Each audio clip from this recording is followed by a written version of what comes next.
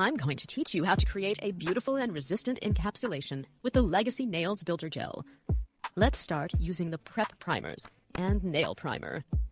These will allow the extension we create with acrylic to adhere much more easily to the surface of the nail. At this point, just be creative and place the decorative elements however you want.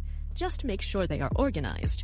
This is where the magic starts to happen. A construction gel in a super translucent and resistant bottle with the most practical application form.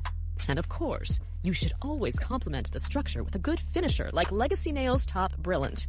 And voila, a beautiful super translucent structure with a spectacular HD effect. And if you liked this wonderful process, don't forget to follow us and comment.